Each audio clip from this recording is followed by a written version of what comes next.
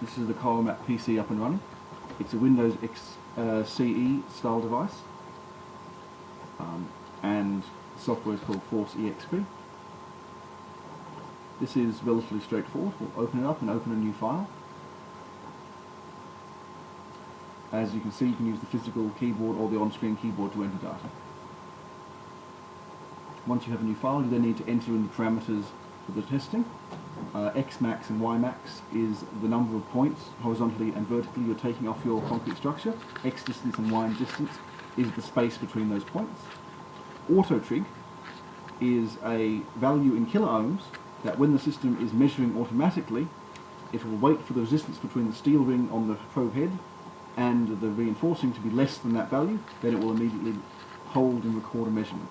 Auto increment and snake control the way that you add data into the software. Auto increment will move your measurement to the spot next to it, and the snake pattern controls the way in which you move the probe head over the concrete. You'll see this as we work further. Just looking at this screen here, starting from the top, the 401 millivolts is the currently measured half potential in millivolts. We're not going to get real data because I don't have the probe head in contact with any concrete. On the right of that is the software's sort of information terminal. Underneath that you have a notes field. You can enter notes about any point of measurement. The potential and resistance buttons are used to show whether your graph is showing potential resistance as you work.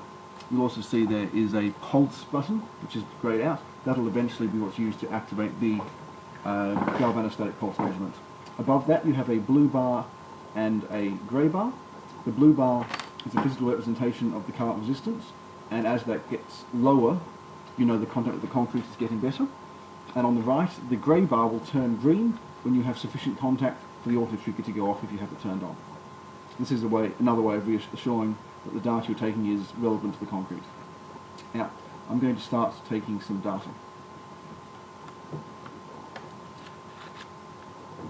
As you can see, we've taken the first measurement already, and every time we double tap on the physical button, we take another reading. They're all going to be green because, as I said, we're not actually measuring any concrete. We're snaking from the top left to the right, and as we take the fifth measurement, we drop down one and we snake back to the left. Obviously, this is looking good, so just snaking back to the left, physical press of the button each time. As I mentioned earlier, you can also use a automatic trigger. So rather than pressing the button, you will hold the probe head against the surface of the concrete.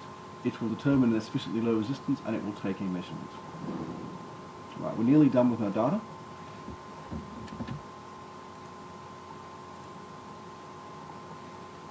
So I've just skipped forward a bit, and now I'm going to show you the scale of the data shown in colours, and you can also expand the image so you're actually getting a numerical value and change to resistance mode so you can view the resistance in the same manner. Okay, when you're done with your file, you go to Finalize, and this will just save your file in comma-separated value format, which can then be imported into Excel, and you're essentially good to go. Thank you very much for listening.